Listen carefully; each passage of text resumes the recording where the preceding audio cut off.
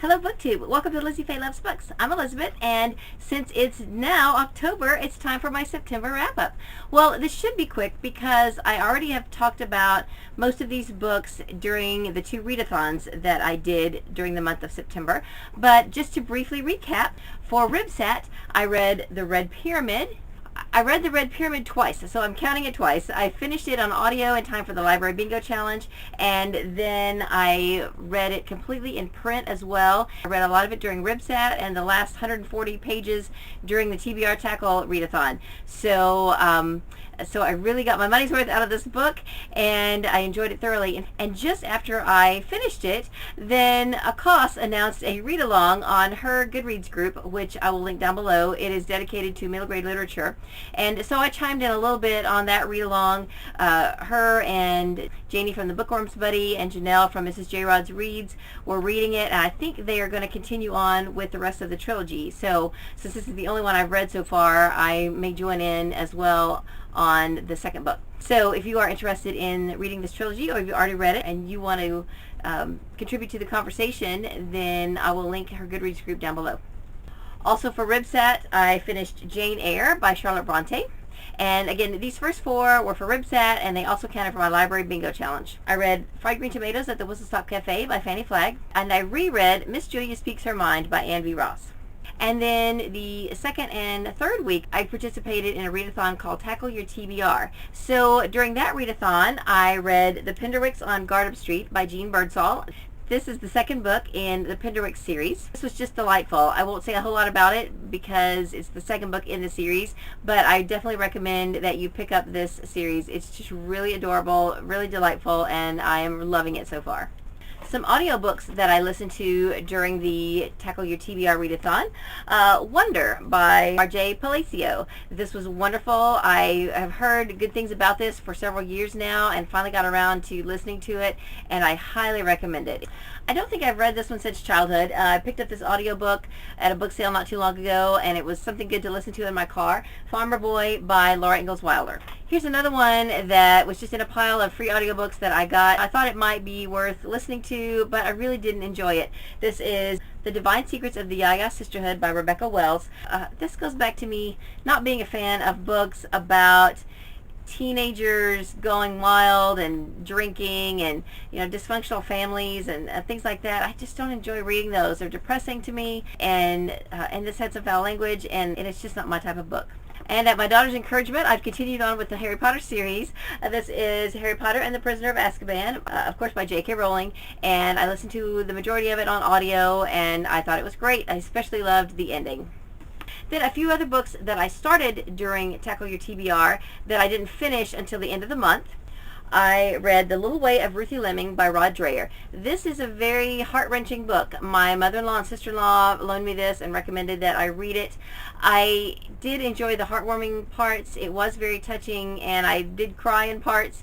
But I had a hard time seeing eye to eye with the author. The author is Ruthie's brother, and I didn't really identify with them and their family and their lifestyle. They're coming from a Christian background, but their way of worship is different than mine. And so when he's talking about his relationship to God and the things that they did and believed, I didn't mesh with it exactly. And there was a lot of alcohol consumption in this book. Every time they had some sort of celebration, there was always alcohol involved, and that's just not who I am either. And I'm not trying to be judgmental about people who do use alcohol in their celebrations. It's just not what I understand. So, and it doesn't mesh with my value system. So I had a bit of a hard time just wrapping my head around that. But the book itself is very touching and heartwarming, and it does really make you see how big of an impact that even a short life can have on the people around them. If you like to read books like this that are based on a true story and very heart-wrenching, then this might be something you would enjoy. I actually probably started this in August because I was supposed to read this in August for the Book One Cozy's Mystery Book Club that is hosted by Di, and I put it on my Goodreads currently reading, and then I read maybe 3 or 4 pages, and I had to push it aside in order to get my library bingo challenge done. So I did finally pick it back up, and I finished it on September 30th. Again, a lot of alcohol consumption in this book, and I wasn't the only one that noticed that. In our Cozy Mystery Book Club, it was brought up by someone else first, but the main character grew up in a commune where they also had a winery, and so I think because the main character had that background, that's part of why it kept coming up. Now, this book is Homicide in hardcover by Kate Carlisle. It's the first in the Bibliophile mystery series, and our main character is a book restorer. I found those parts to be very interesting, and I'm really amazed. Now, if the processes used in this book are true, I think it's awesome that books that are damaged or haven't been taken care of very well can be restored.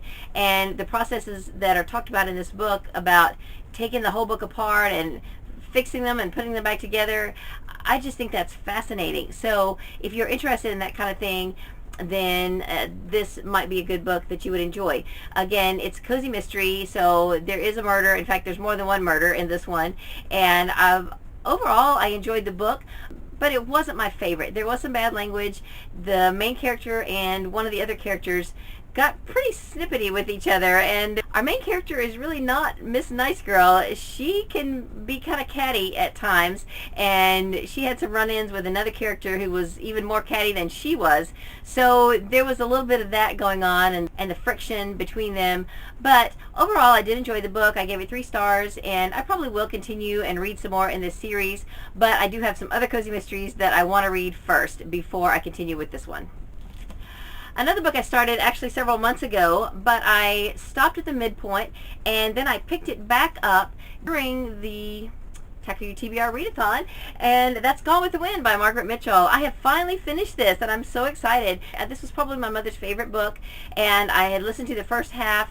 Actually, when I started listening to the second half, I realized that I had listened to quite a bit of the second half before the tape set that I had went kaput. So I remembered, it started coming back to me about maybe a third to half of the way through the second half. I still had some memory of, but I did go ahead and finish it, and I'm excited that I can now say that I have read this book. This really is a classic masterpiece of 20th century literature. You know, if you're younger and you haven't really thought about reading Gone with the Wind, then I would definitely recommend picking it up.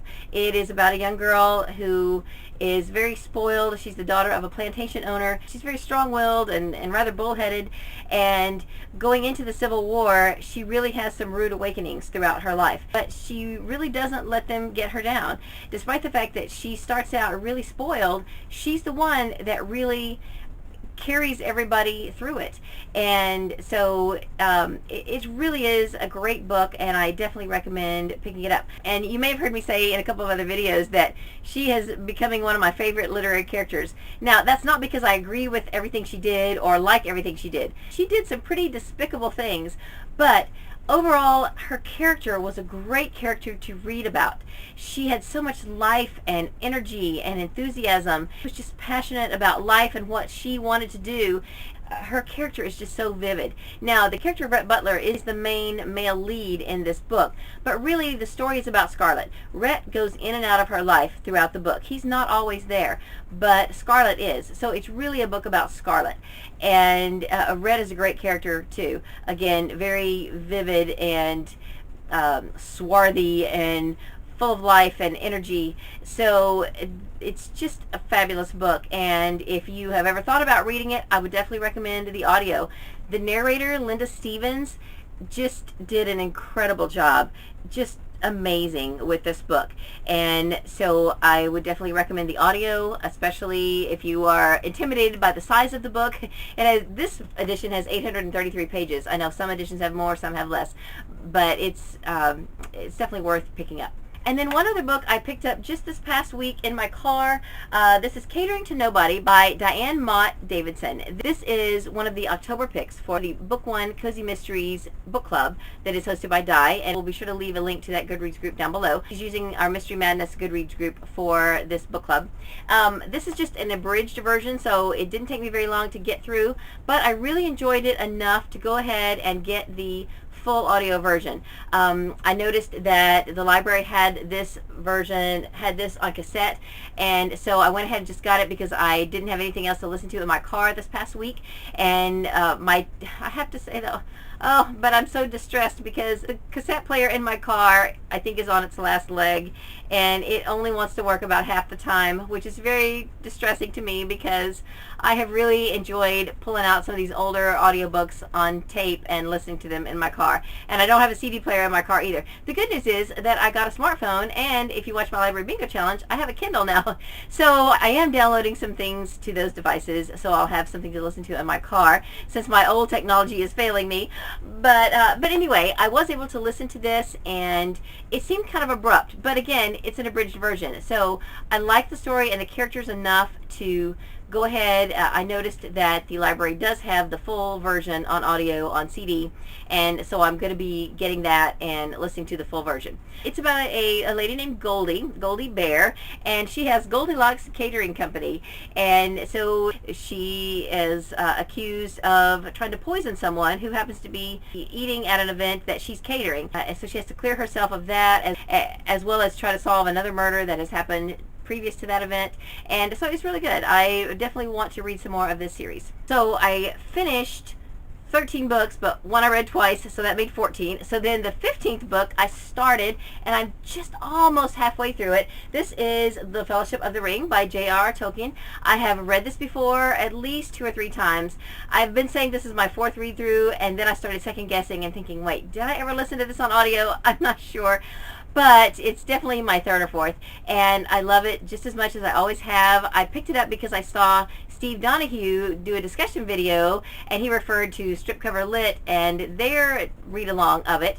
So I decided to go ahead and just pick it up and read some of it. And I don't know if I'm going to go ahead and read all of it this year or not. Almost through with book 1, which is the halfway point in Fellowship of the Ring. I'm going to go ahead and get that much read, and then I may just pick it up as the mood strikes me and just work my way through the rest of Lord of the Rings, maybe by the end of the year. Here's everything I read or listened to in the month of September. Can you see it all? I'm not going to do a separate TBR video for October because I'm going to be doing some traveling this month, and I'm really not even sure what all I plan to read. But let me show you a couple of things that I had intended to get to in September that I definitely plan to get to in October. And then for the rest of the month, I'm not really sure. Now, I mentioned Fellowship of the Ring. I'm going to read a little bit more in this one. A few library books I have checked out. All Fall Down by Allie Carter. This is one of our Sunshine State books this year, and I just downloaded this on Hoopla Audio to my new Kindle. All Four Stars by Tara Derman. I also have put this on hold on Overdrive. I also have checked out Bot Wars by J.V. Cade. Again, this is one of our Sunshine State books for the 2016-2017 school year. And I need to read Murder in Volume by D.R. Meredith. This was one of the September selections for the Book One Cozy Mysteries book club, and since I was still reading August and I've already skipped ahead to October, I need to go back and pick up this one so that I will have read one for each month. And I just bought this little book from a coworker. This is her book called My Life as a Maniac by Patty Adams. And it's just a little memoir about her life and growing up in Maine. And I thought it sounded really funny. She is quite a character herself. And so I thought I would take a look at her book. And when I finish it, I probably will do a review of it on my channel. Something I've been really excited to get to. I have been looking for this in hardcover for quite a while, and I finally found it recently. This is Wedding Ring by Emily Richards. This is the first book in the Shenandoah album series. There are 5 books in the series. I found the 5th one in hardback several months ago, and it looked really good, and I got interested in the series, and I discovered that they all have some sort of a quilt on the cover. I really have wanted to get them all in hardback. So I am happy to say that I have recently found 3 more out of the 5, so I only have 1 more left to find, but now that I have the first one, I can go ahead and read it. So I am very excited to read this month. And another book I am reading in October was one that I didn't get to in September. It's The Valley of Horses by Jean M. Auel, and this is book 2 in the Earth Children series. And I'm not sure what else I'm going to be reading. I've been looking over my Pop Sugar Ultimate Reading Challenge and seeing what I still have left to cover in that challenge. And I've only maybe about a half a dozen more books that I need to meet those challenges, and then I'll do a wrap-up for that. But other than that, I'm not really sure what I'm going to be reading in October, but I am going to be traveling some. I'm traveling to Oklahoma to finish cleaning out and close on my property in Oklahoma that I'm selling. And so the week that I'm there, I'm going to be busy working and cleaning. So if I can, so my plan is to download some audiobooks onto my phone or my Kindle that I can just listen to while I'm working. And so the majority of my October reads will probably be audio. I do have some book hauls coming up of some books that I've collected in August and September, and I'll be getting those up as soon as I can get them filmed and edited. And that's all I have for this video. Hope you're having a great day. Read a good book, and God bless you.